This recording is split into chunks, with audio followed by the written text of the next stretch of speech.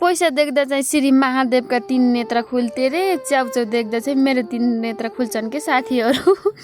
So hello साथीहरू, के गर्दै हुनुहुन्छ? म चाहिँ आमा छोरी भएर च्याउच्याउली उरी आएर पनि छोरीको लागि अन्डा उसानेको थिएँ। अन्डा फोकेर छोरीलाई दिँदैछु। पहिला त साना आफ्नो छोराछोरीलाई दिनु पर्यो नि त, आफूले त पछि खाए पनि हुन्छ। तातो थियो कि साथीहरू, बल्ल बल्ल फोकेँ अनि सेलाउनको लागि राखेकी छु। अनि चाहिँ म च्याउचु पकाउनतर्फ लागेँ। अरू चाहिँ हुनुहुन्न के, ल्याउन त मैले 5 च्याउचु लिएकी थिएँ, अरू घरमा हुनुहुन्न, त्यसैले मैले चाहिँ मलाई मात्रै बनाएर खाँदैछु। पछि अरू आएपछि बनिदिने भनेर। साथीहरू म चाहिँ फाइनल पानी हालेँ च्याउचु पकाउनको लागि।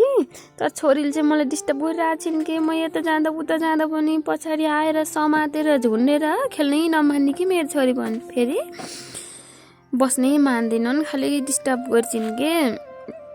मैले चाहिँ छोरीलाई अन्डा खुवाउन लागेँ, तर किन होला कि अन्डै नखाने ती थुकिरहेछिन्। त्यसले पियालो भाग खाँदिनन्, त्यसैले मैले खाइदिएँ। तर आजभोलि त सेतो भाग पनि खाँदिनन्, पुरै थुकेर ती मलाई दिएर। किन होला, नखाने चिज खान्छन्, खाने चिज त कहाँ खान्छन् र।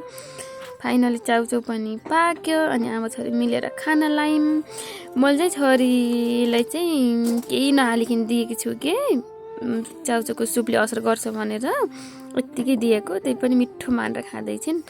मलाई चाहिँ च्याउच्याउदेखि चाहिँ हेर्नु न तारी दायाँ बायाँ नहेरिकन गम खाएकी छु के। साथीहरू आजलाई यति नै, लाइक कमेन्ट सेयर गरिदिनु ल, बाई।